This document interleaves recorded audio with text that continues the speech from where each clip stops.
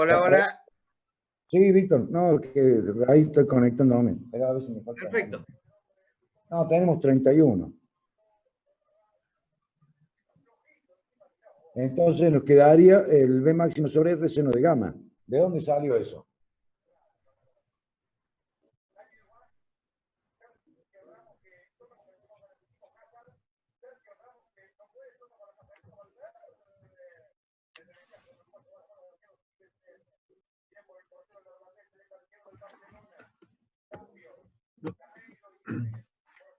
¿No es la corriente inicial? Ingeniero, hay gente esperando en la sala de espera.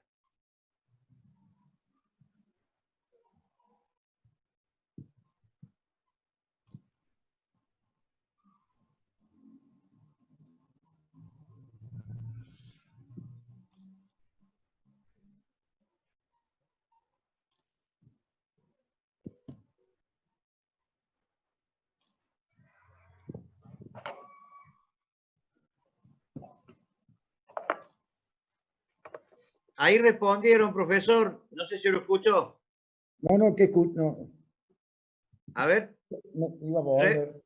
Repita, por favor. ¿Quién es la que respondió? Yo, Taira Eggman. Naira. Adelante entonces, a ver. ¿No es la corriente inicial cuando T es igual a 0? Me estoy volviendo a la ecuación número 15, que corresponde en el caso particular acá, de la I forzada, la I total, I máximo seno de omega T más gamma, más phi. Ingeniero, Sí. ¿hay alumnos en la sala de espera? No tengo. A ver, me fijo. Ah,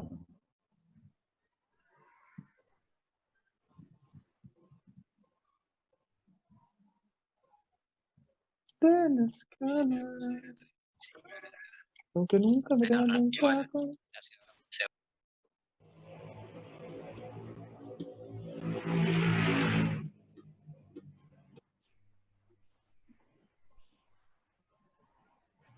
¿y de dónde saco la R?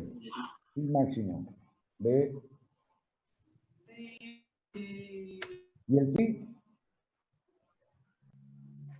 No tengo el phi ahí. Seno de gamma solo.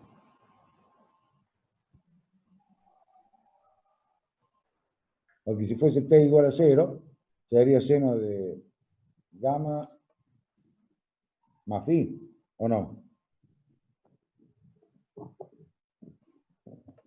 Vamos a explicar un poco.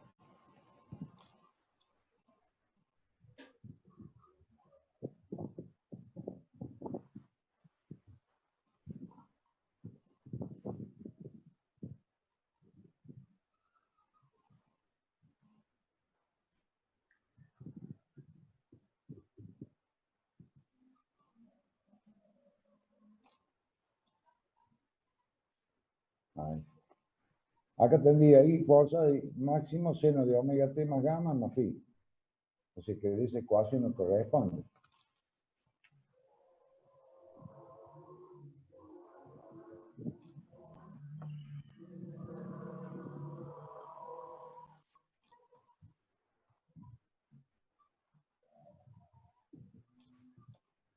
Si se analizan las condiciones de contorno, se puede encontrar la incógnita acá, ya que al momento del cierre de la llave, el capacitor está descargado. Por lo tanto, la I total de T igual a 0 igual a B máximo sobre R, seno de gamma. Entonces, la I total para T igual a 0 va a ser B máximo sobre R por seno de gamma igual a K por I, que K porque ya hablamos que T era igual a 0, más el valor de la función menos la omega T. Entonces obtenemos el valor de K.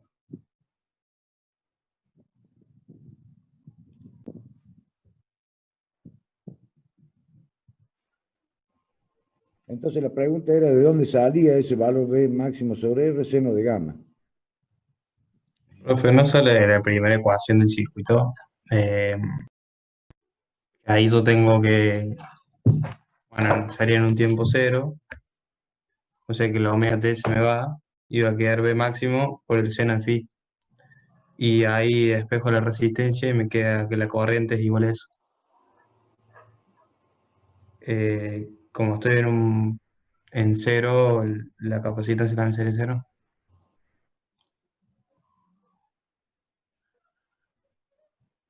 ¿En cuál ecuación dice? La 1.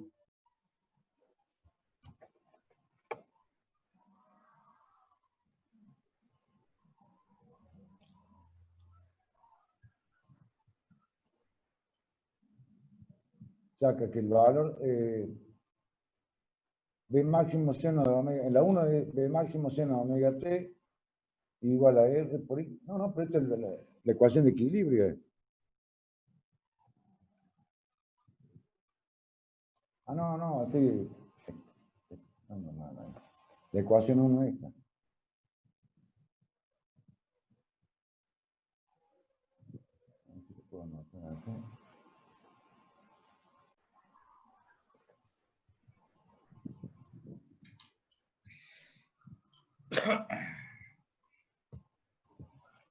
Esa puesta en verde.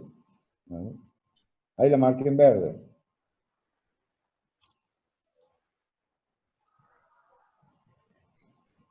Entonces el valor de la corriente para t igual a 0.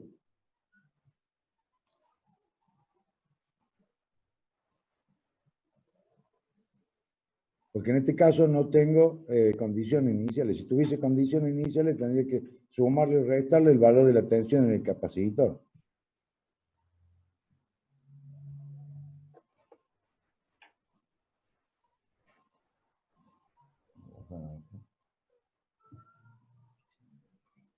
¿Agregamos algo, Carlito? Bueno. Bueno, escúchenme. Muy buena la pregunta del profe. Ese B máximo seno de gamma aparece, sí, está bien, de la expresión 1, en donde, fíjense ustedes, cuando yo cierro el circuito en la expresión 1, en la fórmula 1, nos queda, pone la 1, profe, por favor. Ahí está. Nos queda B máximo seno de omega t más gamma, y efectivamente, en el momento de cierre, ¿sí? Omega t 0. Entonces, B máximo me va a quedar seno de gamma. Y eso va a ser igual a R por I más 1 sobre C integral de I diferencial de T. Y como dice Guillermo Nasif, y la alumna, ¿cómo era? Taira Eggman. Naira. Efectivamente, como el condensador estaba descargado, el diferencial de TS que tengo es 0, ¿cierto? Entonces, en la parte esa de la integral es nula. Eso porque el condensador está descargado. Si tuviera cargado el condensador, yo tengo que adosarle a esa integral la carga y la polaridad del condensador. Hay que tener cuidado, ¿cierto? Por eso, lo que decíamos recién cuando leíamos, la componente natural no es como en la bobina. En la bobina la componente natural nunca es mayor que la forzada, efectivamente. Lo que ocurre es que acá, justamente si llega a estar cargado ese condensador con una tensión a favor de la entrada, esa va a ser una sobrecorriente que se produce. Por eso, en el momento inicial, decimos, bueno, está descargado al pelo, entonces ese valor de esa integral va a ser 0. Sí, efectivamente, de ahí puedo despejar. Porque en el instante t igual a 0, el circuito solamente es resistivo puro. ¿Correcto? Entonces la corriente que va a circular va a ser igual a lo que vale la tensión, la amplitud de la tensión, que es B máximo seno de gamma, porque depende de dónde yo encuentre el voltaje, el gamma, ¿cierto? Por ejemplo, si, qué sé yo, seno de 30, 0,5, 100 por 0,5, la encuentro en 50 voltios. ¿Se dan cuenta? Entonces ahí, no, perdón, sí está bien, el 0,05. Entonces lo voy a encontrar la tensión con 50 voltios. Depende de gamma, va a ser el valor del seno. Y eso multiplicado por el máximo es la tensión que yo aplico. En T igual a 0, el condensador es un cortocircuito. Todavía no trabaja nuestra reactancia o nuestra impedancia, digámoslo así. Que en realidad sí, pero eso lo vamos a analizar en la otra fórmula. Por lo tanto, de ahí yo puedo despejar el I, diciendo en el momento de cierre, la corriente que va a circular, efectivamente, va a ser igual a B máximo sobre por seno de gamma por dividido R. En cambio, en continua, la única tensión que teníamos era E. Por eso, en continua, cuando cerramos el circuito, la corriente era E sobre R. ¿Cierto? En el momento de cierre. Acá no, acá es B máximo seno de gamma, depende de la amplitud del voltaje alterno, para decir, bueno, yo lo encuentro en tal valor de tensión, ¿correcto? Y como el condensador está descargado, digo, bueno, I máximo va a ser igual a B máximo seno de gamma sobre R. Por eso el comentario, vuelvo a repetir, de que el condensador en el momento de cierre, esa componente natural, y bueno, depende de la tensión del condensador, de la polaridad del condensador, ¿sí? De en qué momento cierro la tensión en gamma, cómo, si van a estar a favor, si van a estar en contra. Imagínense ustedes, por ejemplo, una tensión, ustedes cierran en, supongamos, 60 grados. 60 grados, el seno es 0,86. Si cierran 100 volt por 0,86, la encuentran el voltaje en 86 volt. 86 volt. Y supongamos que ese condensador está cargado con 100 voltios. A favor. Entonces, en T igual a 0, voy a tener 86 voltios más 100 voltios, tengo 186 voltios. Esa va a ser la corriente en el momento inicial, dividido R, la corriente inicial que va a circular, ¿cierto? 186 voltios dividido R, ese es la I máximo. Pero ¿qué va a ocurrir? En el condensador no puede haber más que 100 voltios. Ida y vuelta, de un lado y del otro, porque se carga y se descarga. Entonces, durante todo ese tiempo, esa sobrecorriente se va a comportar como la corriente natural nuestra, que va a estar ahí disipándose en la resistencia, esa energía, hasta que llegue al equilibrio de los 100 volts de la excitación con los 100 volts en las placas del condensador. Cuando se disipe ese exceso de voltaje, recién ahí va a estar equilibrado el sistema. Por eso, si me pones, profe, la 15 o la 16, no sé cuál era, en la fórmula final, que sería esa, miren lo curioso de esta fórmula. Y hasta es más fácil acordarse del resultado final que de hacer todo el desarrollo.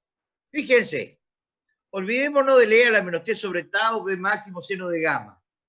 En el momento inicial, lo que tengo acá dentro del paréntesis, menos B máximo sobre la impedancia, seno de gamma más el arco tangente. Eso, ¿qué diferencia tiene con el término que le sigue? El omega T simplemente. Pero quiere decir que en omega T igual a 0, ¿cierto? O en T igual a 0, esos dos términos son iguales. ¿Correcto? Esos dos términos serían iguales. Porque E a la menos 0, E a la 0 es 1. Entonces, ¿qué va a ocurrir? Justamente aparece el B máximo sobre R seno de gamma para equilibrar el asunto. Para equilibrarlo. Ese es el comportamiento de la componente natural. Si llega a haber energía en el capacitor almacenada de forma tal que, ya sea porque está polarizado en contra, por decir algo, o porque esté polarizado a favor, esa energía en exceso se va a disipar hasta que se equilibre, hasta que se extingue esa componente natural. Cuando se extingue, desaparece esa componente natural y me queda solamente la forzada. Entonces, fíjense, hasta es más fácil recordar la fórmula, digamos, como un tic. Son idénticas. Para t igual a 0, digamos, no influiría el e a la menos t sobre tau. Ahora sí, esa resta de b máximo sobre r seno de gamma menos b máximo sobre la impedancia seno de gamma más el arco tangente, justamente es esa diferencia la que va a buscar el equilibrio para que se extinga nuestra componente natural. Ustedes fíjense, lo que está entre paréntesis en el primer término del segundo miembro es la amplitud de la componente natural multiplicada por e a la menos t sobre tau. ¿Ven? Lo que está entre paréntesis es la amplitud de la componente natural, ¿sí? Que después se va a extinguir con e a la menos t sobre tau. ¿Ven? Entonces, ahí es donde puede ocurrir que de acuerdo al voltaje que yo tengo en el momento inicial, se contrarrestan las dos, se restan, ¿cierto? Para decir, no, momento, voy a entrar con tal valor y después busco el equilibrio. ¿Se entendió lo que acabo de decir? ¿Se escuchó? ¿Les quedó un poquito más claro ahora? Sí, que Bueno, me alegro. Sí, lo que puedo Bueno, comentar profe. algo, Víctor, es con respecto a total voltaje armónico ahí en la otra materia, la experiencia particular con los bancos de capacitores, que son los que regulan el valor de la carga RL, en los establecimientos, en las fábricas, en algunos locales comerciales y demás. Por ahí sabe pasar de que se corta la luz y vuelve la luz de EP en un tiempo muy corto. Y después del tiempo el banco de capacitores no deja de funcionar. No corrige como tendría que estar corrigido. Entonces después del tiempo yo me fijo o me mandan a dama porque le llega la carta de EPEC con el coseno phi bajo y demás. ¿Y qué sucede? Yo le digo, hago preguntas. Digo, ¿alguna vez se cortó la luz en el mes pasado, el anterior? Pues ¿cómo pasó? Como 2 meses, 1 mes y medio, 2 meses. Bueno, ahora son facturación mensual. Así sí, el mes pasado se cortó así como 2 o 3 veces la luz, pero va y vuelve, va y vuelve. ¿Y qué sucede? Como yo la térmica para los bancos de capacitores como elemento de protección a los capacitores siempre los coloco con el valor que corresponde, nunca sobredimensiona, directamente la térmica actúa. ¿Por qué? Porque ve el doble de corriente, o casi el doble, dependerá de la característica del corte. Pero sí, me ha pasado en muchos tableros y depende de la armónica también, porque el conjunto de armónica da la alterna. Es un tema importante en lo que es Fourier, en lo que son las ondas de las distintas componentes que está actuando en ese momento. ¿Cuál de los armónicos estuvo en fase con el capacitor en el momento de la conexión? ¿Está, Víctor? Sí, señor. Escúchenme, ustedes el año pasado vieron corrección del factor de potencia, ¿correcto? Y ustedes vieron cómo para corregir el factor de potencia debíamos colocar capacitores en paralelo con la carga, ¿sí? Para corregir nuestro factor de potencia. Ahora, ustedes se preguntaron, pero si yo poniendo condensadores en paralelo con la carga, corrijo el factor de potencia, lo ideal no sería que el triángulo de potencia quede invertido, que los capacitores, la carga capacitiva sea mucho mayor para que el triángulo quede invertido y no tengo que pagar multa ni nada. ¿Por qué no hacemos eso? ¿Por qué no hacemos, o por qué el peligro de buscar la corrección del factor de potencia y dejarlo en cero, pero justo en cero, que quede en fase, digamos, las potencias? ¿Por qué no hacemos eso? ¿Lo vieron el año pasado en Electrotecnia 1 cuando vieron corrección de factor de potencia? ¿Se refiere a por qué no sobrecorregir? Claro. Porque sería la papa.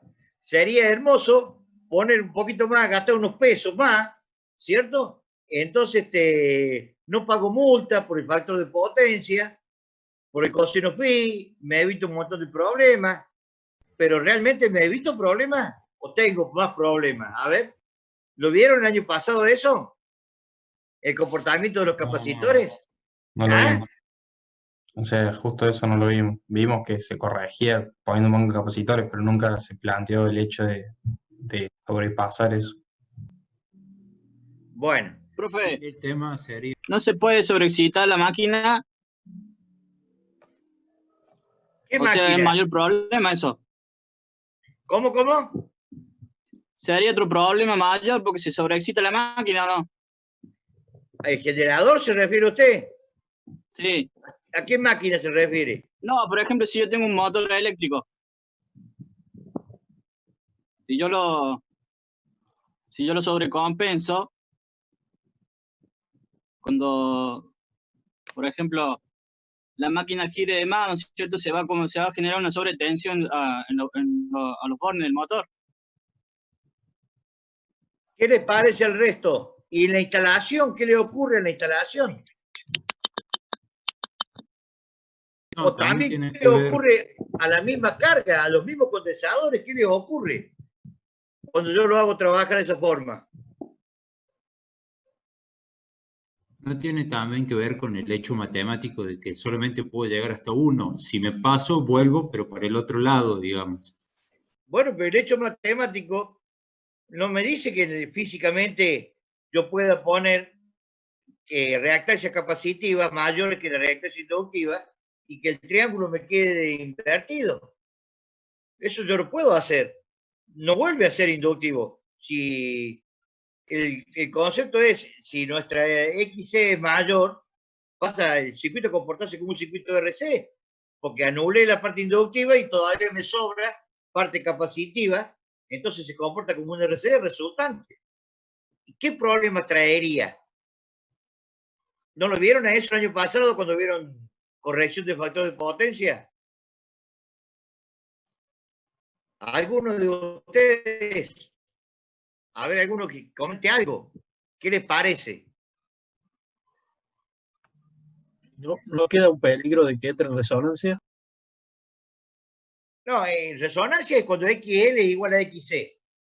Perfecto, muy bien. Por un lado, puede entrar en resonancia. Perfecto. Entonces, Galaxy A10, ¿cómo era tu apellido? Que me dijo recién la sobretensión del motor, ¿cómo es? Weiler. Baylor, te digo yo. Weiler. Sí. Claro, el tema de siempre en los componentes reactivos, siempre hay sobretensión, ¿sí? Bueno, está bien, si igualo la bobina... Disculpe, porque siempre recomienda que se compense hasta un 80% más o menos. No, más. Bueno. Pero vamos a lo nuestro.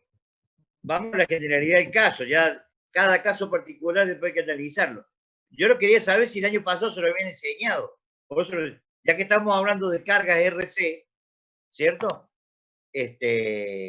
Porque después vamos a ver RLC. Puede estar en serie, en paralelo, ¿cierto? Entonces, ahí vamos a tener que analizar nuestro circuito, ¿correcto? ¿Qué les parece a ustedes? ¿Se podrá hacer eso de aumentar la capacidad en la papa? ¿O no? Al resto, ¿cuántos hay? ¿33 alumnos hay? 35. A ver, algunos que tengan una experiencia o que ya hayan cursado materias Profe, de ciclos. Sí, escucho.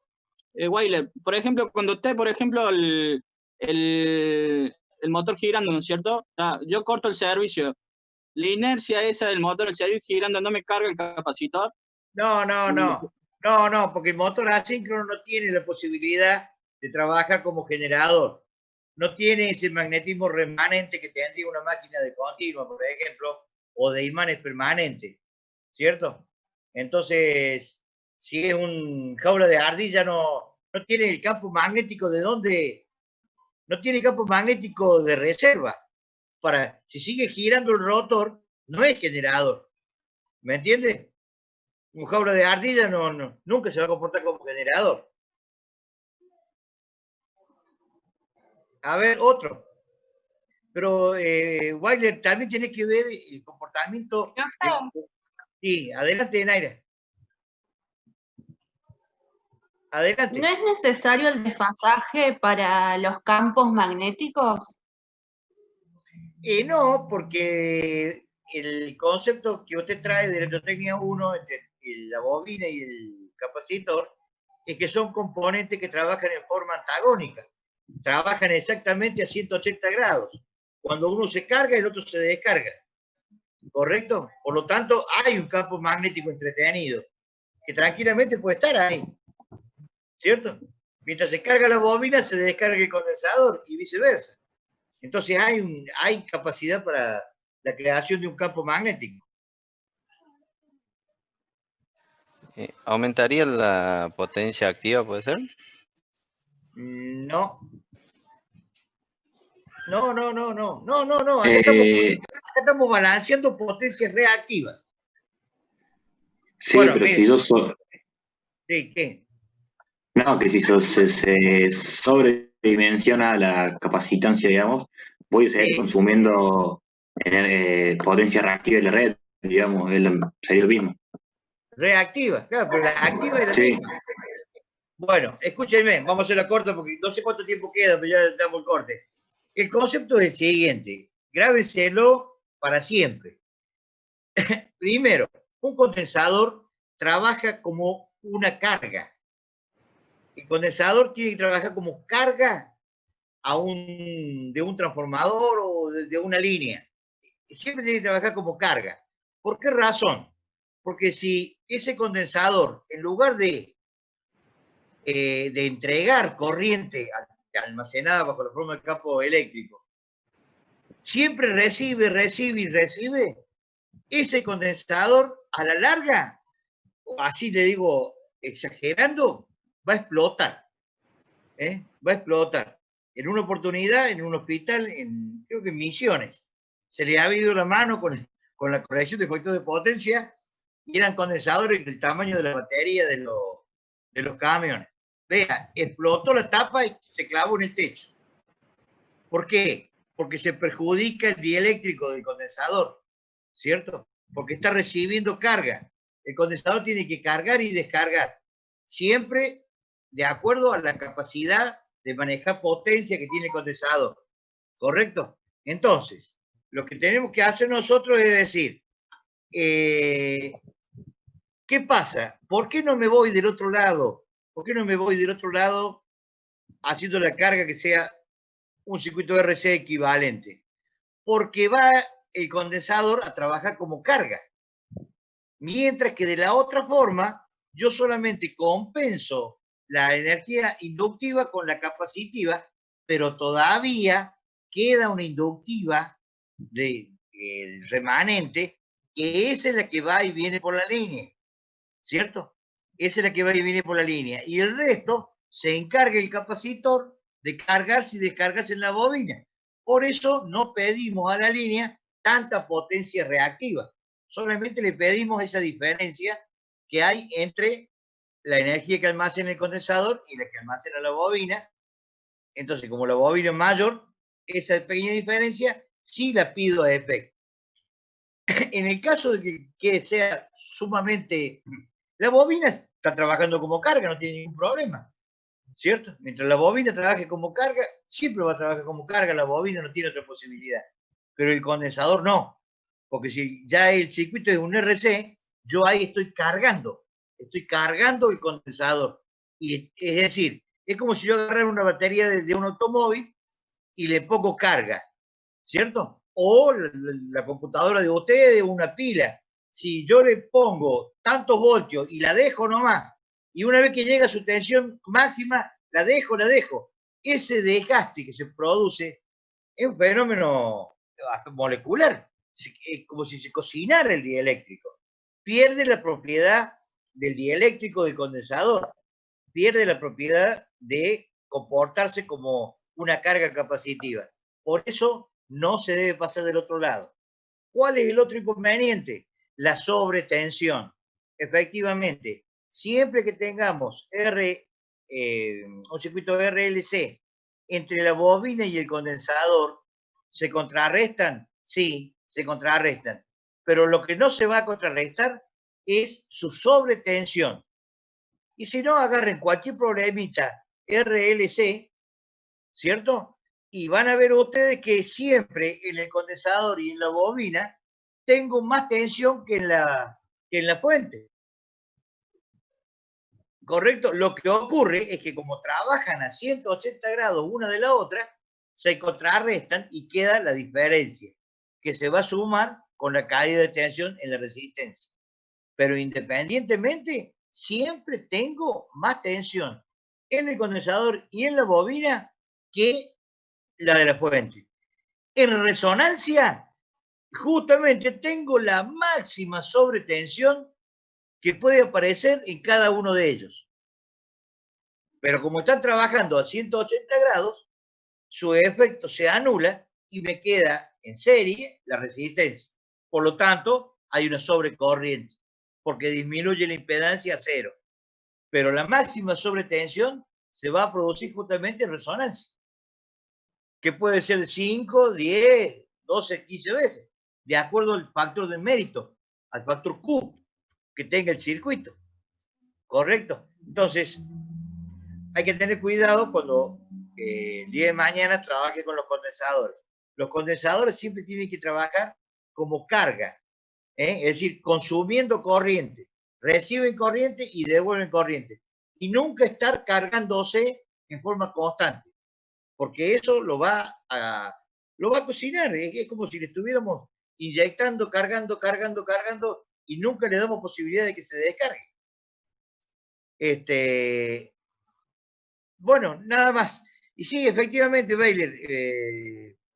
Weiler, efectivamente, cuando vos pones un paralelo, el circuito inductivo, el motor es inductivo.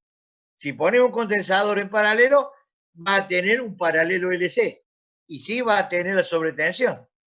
¿Cierto? Y el peligroso es justamente cuando se aproxime a la resonancia. ¿Cierto? Adelante, profesor. No sé cuántos minutos nos quedan. Sí, básicamente acá en Córdoba, en la mayoría de, bueno, también en Buenos Aires, el coseno phi tiene que ser el valor 0,95, son 14 grados de desfasaje entre tensión y corriente. No se pide coseno phi 1. El medidor mide coseno phi hasta 1, o sea, menos 0,95, menos 0,80, menos 0,7, no, porque no está preparado por eso. Y si hay más capacitores, lo que va a producir es una sobretensión, que es básicamente el problema que comentaba el ingeniero Esquiva, ¿no? Entonces, sobrecompensar no es conveniente desde el punto de vista para la instalación eléctrica. Le actúan las protecciones, empieza a tener problemas con las protecciones. Tengo más tensión que el de la fuente, sería.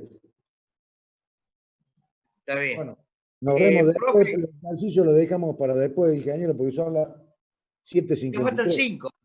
No, quisiera hacerte el siguiente comentario. Hay chicos que me han llamado diciéndome que ellos, porque nos queda la semana que viene, sí, ¿cierto? La última semana. Pero hay alumnos que me han llamado diciendo que como tienen que rendir en julio, que el 29 ya empiezan los exámenes.